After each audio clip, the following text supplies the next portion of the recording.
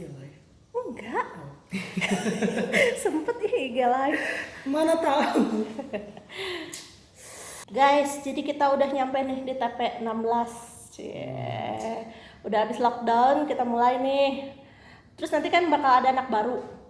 Nah, kita tuh mau kenalin ke anak-anak baru ini sebenarnya, dan nggak buat anak baru aja sih, buat teman-teman yang di luar juga. Kan masih banyak tuh yang nanya sebenarnya kenapa sih dan apa sih KPB? Itu anaknya kita jawabnya gimana ya? KPB. KPB kan kelompok petualang belajar ya. Sebenarnya Sandra juga tahu. Secara ya singkatannya gitu. Ya itu singkatannya lah ya. KPB dia sekolah informal sih. Maksudnya kalau kita bilang kan ada SMA, terus ada SMK. Nah, KPB itu di tengah-tengahnya antara SMK sama SMA. Nah, yang ngebedain apa? Yang ngebedain, kalau SMA kita kan fokusnya ke akademik. Kalau SMK kita fokusnya ke keterampilan. Nah, KPB itu hadir di tengah-tengah. Kayak misalnya nih, kalau di kehidupan nyata kan suka ada tuh yang kayak yang jadi IO, yang jadi IO-nya, atau enggak yang jadi apa sih yang suka diplomasi gitu tuh kayak diplomat. Yang masih dulunya lah. Jadi ibaratnya kayak kalau SMA dia menghasilkan bukan menghasilkan sih. Dia tuh membentuk anak jadi punya kemampuan akademis. Nah, terus kalau SMK dia punya keterampilan tertentu. Nah, gimana cara menggabungkan saintis sama keterampilan itu KPB masih di jalan tengah. Makanya di KPB kan kita kan banyak bertemu komunitas, ngobrol gimana sih cara ngobrol yang benar, gimana sih cara kita beretika secara kontekstual, gimana sih cara kita membuat kesepakatan itu banyak di KPB. Nah, ini tadi ada pesan yang masuk nih. Banyak yang bilang kegiatan di KPB itu santai banget, kerjaannya jalan-jalan melulu. Nah, sebenarnya apa aja sih program kegiatan yang ada di KPB ini? Terus nanti lebih spesifik lagi di TP 16 ini tuh gimana program? Sebenarnya katain santai harusnya enggak ya, dan mungkin bisa juga ditanya ke anak-anak yang udah ngejalanin sih sebenarnya. Kalau menurut aku sih sedikit namanya juga tentang KPB tadi, mungkin kalau dari yang aku rasain ngajarin anak-anak tuh sebenarnya bukan hanya jalan tengah, tapi mencoba menghadirkan alternatif pendidikan yang mungkin lebih fundamental kali ya, bahwa dalam menjalani hidup tuh kamu nggak cukup aja dengan keterampilan atau misalnya kemampuan berpikir, tapi ada juga hal-hal yang lebih dasar gitu. Gimana caranya mengambil keputusan, tahu kenapa gitu kalau kamu tuh ngambil keputusan tertentu. Nah, itu kita terjemahkan tadi ke dalam program-program yang sebenarnya nggak santai. Itu ya kita kalau belajar ke komunitas kan sebenarnya bukan cuma semata-mata belajar kemampuan yang diajarkan komunitas tertentu ya, tapi belajar gimana cara menempatkan diri. Sebenarnya kan itu banyak momen di mana anak-anak harus mengambil keputusan yang cepat, terus ngambil keputusan yang kontekstual juga, lihat komunitasnya kayak gimana gitu. Jadi kalau dibilang santai enggak, karena secara mental dan fisik kita juga dilatih dan diperes enggak ya, tapi kayak coba ditarik, coba didorong untuk mengeluarkan kemampuan terbaik lah. Jadi kalau misalnya ada stigma nih masuk KPB aja lah santai, nah itu berarti stigmanya harus dibuang jauh-jauh kali ya? Iya. Mungkin santai tergantung anaknya sih ya kali. Kalau anaknya emang mindsetnya KPB di tempat bersantai-santai ya santai. Pun misalnya sebenarnya serius tuh bisa juga santai gitu. Jadi tergantung lah, relatif. Nggak santai sih tapi Kalau tadi nih dikaitin sama anak-anak. Nah, di sini kan juga ada yang bilang nih, katanya nih nggak semua anak bisa masuk KPB. Nah, sebenarnya kriteria anak yang seperti apa sih yang bisa ikut berkegiatan di KPB ini? Apa semua anak bisa ternyata atau hanya anak yang punya karakteristik ini nih yang lebih cocok gitu? Ada sih karakter dasar, maksudnya kayak kita kan masuk kayak jurusan IPA, IPS, atau enggak kalau ke SMK tuh jurusan pertanian, peternakan, peradministrasian apapun gitu. Kalau untuk masuk KPB sebenarnya kita punya syarat sih. Nah, syaratnya tuh lupa apa coba? Yang poin kunci, poin kuncinya bukan? Poin kuncinya tuh dia perlu disiplin. Nah, terus dia perlu rela berkorban. Maksudnya disiplin saja sudah pengorbanan kan. Dan yang ketiga apa? Sikap. Bersikap. Bersikap. Nah, kenapa kita bilang bersikap, disiplin dan pengorbanan? Kalau kita mau masuk KPB, yang ngebedain dengan SMK dan SMA adalah kalau SMA, saya masuk SMA dulu deh, biar nanti bisa kuliah kemana istilahnya, ataupun udah tahu saya pengen kuliah kemana-mana. Kalau SMK, dia udah tahu keterampilannya seperti ini. Saya pengen menguasai keterampilan seperti ini agar saya bisa masuk ke dunia kerja yang seperti ini. Nah, kalau di KPB, yang pertama dimiliki adalah gambaran diri. Memang kamu 5 tahun ke depan itu mau jadi orang yang seperti apa sih? Kalau kita punya visi seperti itu, kalau kita punya panggilan seperti itu, kita perlu sikap yang sesuai, disiplin yang kuat, dan pengorbanan yang seimbang. Nggak mungkin kayak gue pengen menjadi seorang atlet, terus tidak mau mengorbankan waktu main game. Jadi main game terus si atlet game mungkin bisa kali ya. Bisa. Ada ya bisa. Gitu sih. Nah, kalau gitu kan kayaknya ini lebih ke anak ya. Sementara kan kalau misalnya sekolah-sekolah suka ada peran orang tuanya. Nah, kira-kira nih di KPB ini sebenarnya peran orang tua itu seperti apa sih? Yang pertama banget harus ada mindset bahwa KPB itu bukan tempat penitipan anak. Tapi kita ada kesinambungan pekerjaan sama orang tua juga. Maksudnya di rumah orang tua juga perlu lebih peka sama perkembangan anak, dan mungkin kita juga di KPB-nya sendiri bakal banyak ngobrol sih orang tua sama kakak tuh, bahkan bisa setahun tuh 3-4 kali. Itu yang direncanakan ya, di luar itu bisa lebih gitu loh. Dan di pembicaraan itu tuh kita ngobrolin anak, kita ngobrolin apa yang bisa orang tua lakukan, terus dari inputan orang tua di rumah juga apa yang bisa kita tambah atau kita genapi gitu di sekolah, dan itu disinergikan. Jadi bukan hanya anak dan kakak, tapi orang tua juga terlibat aktif sekali gitu di sini tuh. Kayak misalnya nih,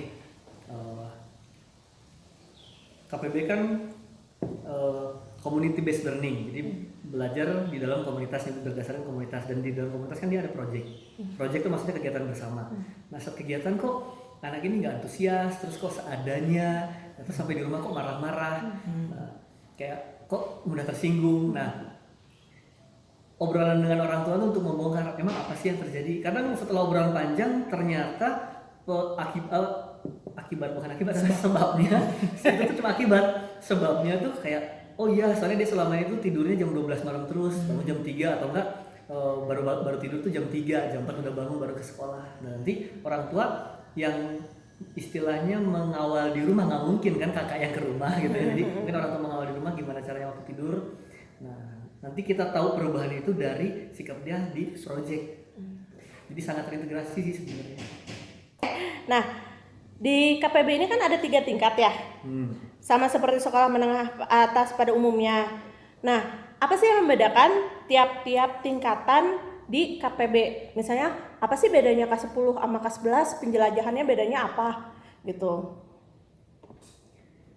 Kalau yang paling membedakan ya, kelas 10 tuh mereka akan banyaknya istilahnya bobotnya tuh lebih ke arah adaptasi, komunikasi, etika sosial. Gimana sih aku menjadi makhluk sosial?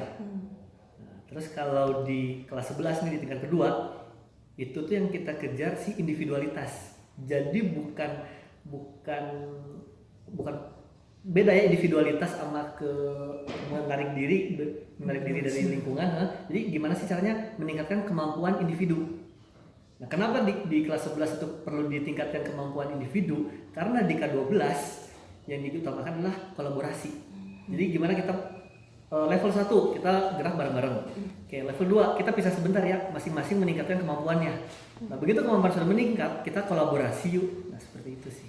Kayak tantangannya juga berbeda kan? Beda, jelas. Kayak gimana tuh? Waktu kelas 10 ini ngomong ekstrim. Saat kita berinteraksi, rasanya itu aman karena bareng-bareng. Nah, begitu kelas 11 dipecah sendiri-sendiri kan. Ada tantangan yang perlu dilampaui bahwa aku tuh malu atau enggak aku terlalu pede, itu perlu disesuaikan. Nah, di kelas 12 yang paling tinggi, setelah merasa mampu, kita tetap perlu merendahkan hati untuk bekerja sama dengan yang mampu juga. Gitu. Nah, terus nih, sekarang kan kalau nggak salah KPB itu baru adanya tahun 2015 ya? Berarti ini tahun kelima. Iya. Nah, sejak dirintis hingga saat ini, apa aja sih tantangan yang dihadapi sebenarnya di KPB ini? Tantangan mah kalau kita mau bikin Ya itu. Bisa. tantangan mindset sih. Mindset ya. Mindset. Maksudnya dari sisi Ini kakak ya maksudnya KPB-nya. dan ya tantangan yang biasa akan kita hadapi nih, mindset, baik mindset kakak, mindset anak, mindset orang tua, bahkan mindset komunitas yang kita datangi pun kadang suka aneh ekspektasinya.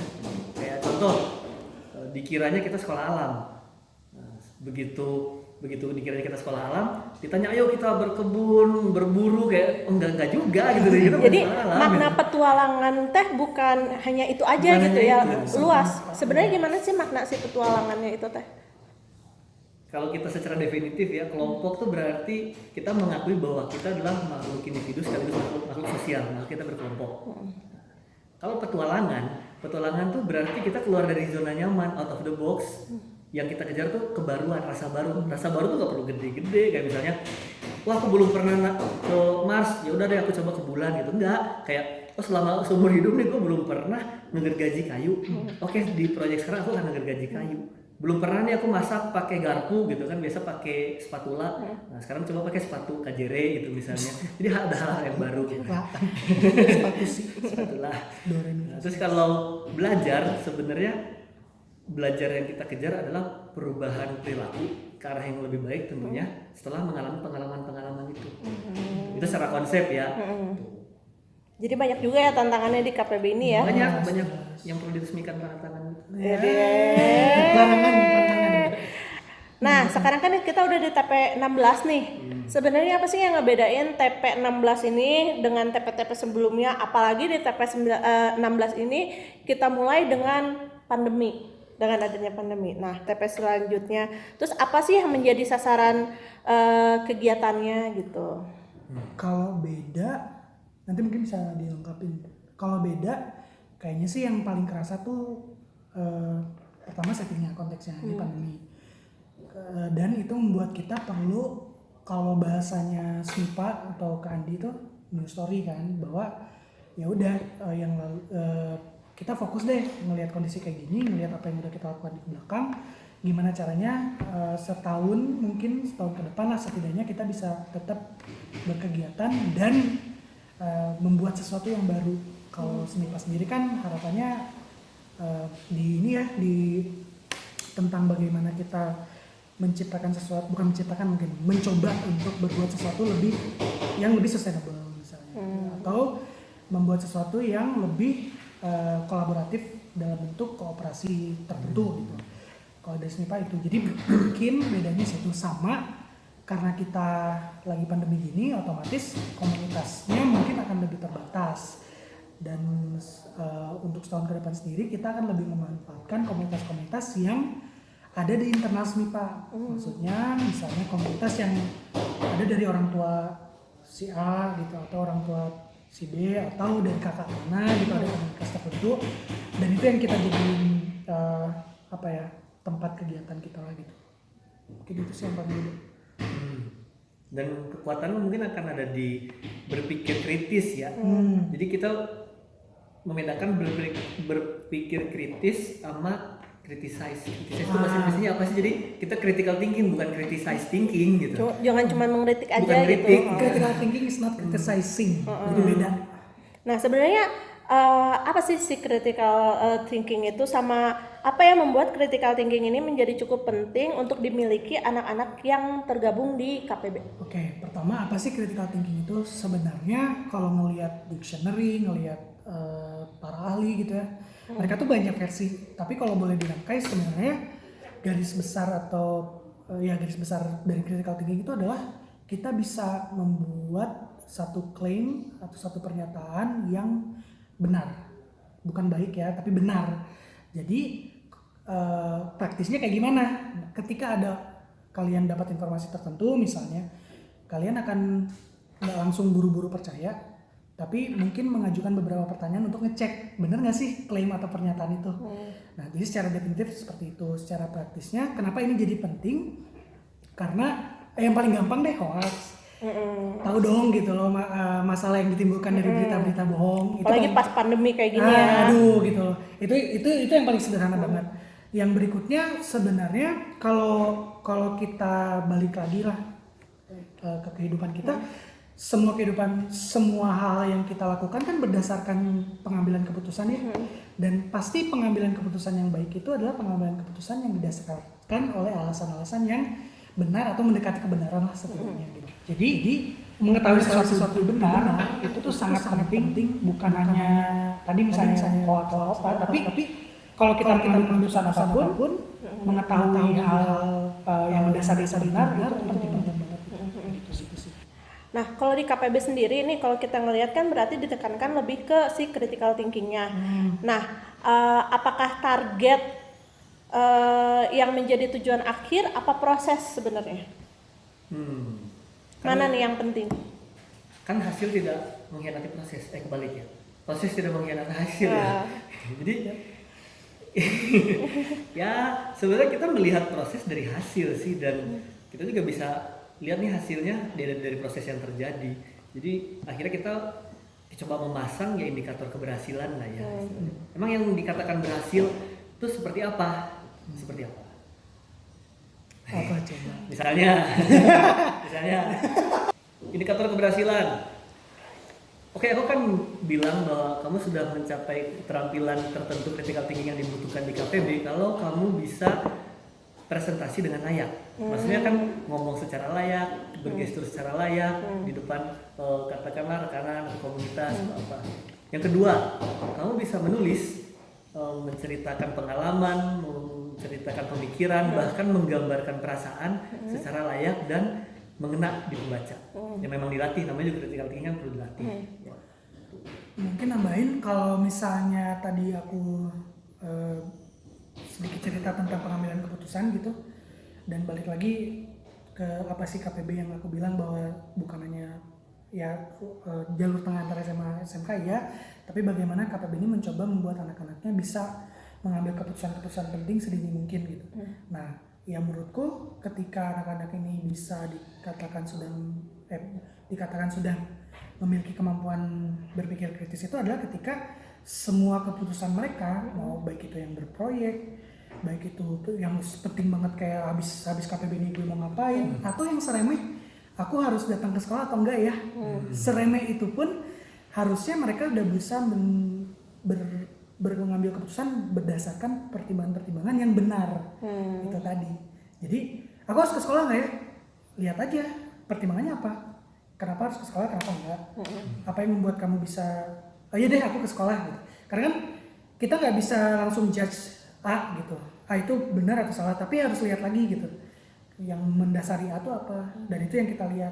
Oke, berarti nanti apapun keputusannya, apakah harus ke sekolah atau enggak, bukan di keputusannya, tapi di latar belakang pemikirannya tadi itu. Gimana sih kamu ngambil sampai kepada keputusan itu? Itu sih. Apapun ya, mulai dari berproyek, keputusan dalam hidupmu, sampai seremeh, gue harus pakai sepatu nggak ya gitu di sekolah, kayak gitu aja. Jadi kayak KPB itu kelompok penimbang berat gitu. Penimbang berat. Iya, Berat sih. santai. Oh iya, ini aku mau balik lagi nih. Kan banyak nih juga yang masuk ke KPB nih karena aku ingin memperdalam minat aku. Nah, sebenarnya di KPB ini emang memfasilitasi minat seseorang atau kayak gimana sih? Dan sebenarnya apa sih hubungan minat dengan program-program yang ada di KPB? Oke. Ini yang suka jadi salah tangkap ya, maksudnya dan wajar juga ya. Kan kita bilang kita memfasilitasi minat, bukan mengakomodasi minat. Berbeda. Kalau kita mengakomodasi minat berarti semua minat yang diminati itu kita akomodasi, ada ini, ada itu, ada ini. Sedangkan kalau kita memfasilitasi, gimana sih minat itu bisa terkait dengan kehidupan? Nah, itu yang banyak orang ya termasuk ya banyak orang lah ya. Terutama anak-anak ya, wajar masih anak-anak. Salah tangkap. Kalau nggak ada yang lempar, tapi salah tangkap. Nah, jadi dengan adanya critical thinking ini kita kan buka bahwa oke, minatku bisa ini. Dan terfasilitasi oleh suatu kegiatan yang lebih besar. Karena kalau kita mau mengakomodasi minatku ini ya ini gini-gini aja. Jadi kita menjadi spesifik dan akhirnya kita menjadi masuk ke ranah SMK. Keterampilan yang oke banget, tertentu banget, spesifik banget. Sedangkan kita bilang fasilitasi. Oh ternyata minatku menari. Terus connect-nya kemana? Oh bisa jadi nih, misalnya mempromosikan budaya hidup sehat dengan menari, kita bikin tarian cuci tangan, ya, cuci muka. Baik. Cuci hati. Jadi sebenarnya kalau terkait minat ini, misalnya kita punya minat apapun, ketika kita dikasih satu tema, sebenarnya kita bisa mengaplikasikan minat-minat kita tuh di tema tersebut ya. Banget. Jadi emang sebegitu luasnya KPB, cuman pintar-pintarnya kita untuk istilahnya membikin paralel minat dan kegiatan. Yang seperti Nambahin itu. dikit kali. Aku ingat banget waktu pertama kali masuk ke KPB sebagai kakak gitu. Kali masuk ke Murid. Murid. Jangan saya. Kelahiran 2007. Oh gitu. Belum masuk sih. Nah, waktu itu kan dibilang bahwa SMIPA secara luas ya, ini kan KPB ada di SMIPA. SMIPA secara luas kan holistik. Tapi holistik naon gitu. Nah, kalau KPB sendiri kan pengennya holistik yang ngerti bahwa semua hal itu berkaitan. Bukan semua lah, banyak hal di dunia ini teh berkaitan gitu, termasuk minat kita gitu. Jadi kita tahu memposisikan minat kita teh di dalam masyarakat, mungkin bahkan mungkin yang lebih kecil dalam SMIPA lari itu sendiri gitu. Minat kita teh bisa dipakai buat apa ya, berhubungan sama apa ya, itu yang pertama. Yang kedua, berkaitan dengan critical thinking, kita kan bertualang, pasti dapat hal baru dong. Ya, secara teknis pasti bertualang tuh dapat hal baru. Terus apa sih yang mau kita lakuin sama hal baru itu? Balik lagi, kemampuan critical thinking itu ngebuat kita bisa melihat hal-hal baru itu berhubungan sama apa sih? Mungkin berhubungan sama minat kita, berhubungan sama si semipalarnya itu sendiri, atau berhubungan sama satu masalah yang lebih luas, itu mungkin aja. Tergantung balik lagi kemampuan kita berpikir kritis tadi gitu. Jadi ya luas, tapi critical thinking itu akan sangat membantu sih. Oke. Nah, ini ada pertanyaan terakhir. Sebenarnya terakhir. 30 menit. Apa sih harapan terbesar untuk anak yang berhasil menggenapi petualangannya di KPB? Sebenarnya kalau saya juga di KPB tuh 5 tahun ya nggak lulus. Ini tahun kelima. Jadi sebenarnya dari pengalaman 5 tahun tuh KPB tuh kayak peserta KPB yang kita bilang anak-anak, yang kita bilang anggota peserta KPB itu masuk ke KPB, dia tuh sebenarnya hanya menjalani hidupnya di satu kisah tertentu. Dan semua fasilitasi kita, pengalaman yang kita berikan, terus kayak ya mungkin sharing lah ya, itu tuh kayak bekal. Dan bekal itu yang akan dia pergunakan di kehidupan selanjutnya. Ya memang abstrak, hanya dari beberapa pengalaman alumni, ya KPB udah punya alumni yang udah lulus. Di saat mereka keluar, entah itu kuliah, entah itu kerja, entah itu gap year, ada satu titik di mana mereka kayak buntu, aduh aku ngapain nih? Nah di titik itu, oh pengalaman di KPB saya pernah mengalami hal ini. Dan akhirnya pengalaman yang kita berikan yang walaupun sedikit dan kecil itu menjadi sangat berharga daripada tidak ada bekal sama sekali di kehidupan. Jadi intinya ketika masuk KPB itu anak-anak dilatih untuk lebih mandiri kan ya? Mandiri. Terus dia nanti dicoba untuk beradaptasi dengan segala macam hal yang ada di KPB ini. Dan yang terakhir apa ya? Bermanfaat. Kalau dia mandiri bisa adaptasi akan bermanfaat. Oke. Sip, makasih banget nih. Kita udah ngobrol-ngobrol hari ini, udah bisa ngopi bareng. Nanti kita ngobrol-ngobrol bareng lagi buat kupas tuntas. Masih banyak. Apa sih KPB itu? Ya udah, nanti kita ketemu lagi ya. Oke. Cheers dulu, cheers. Udah habis juga intinya. Cheers. Dah. Opening.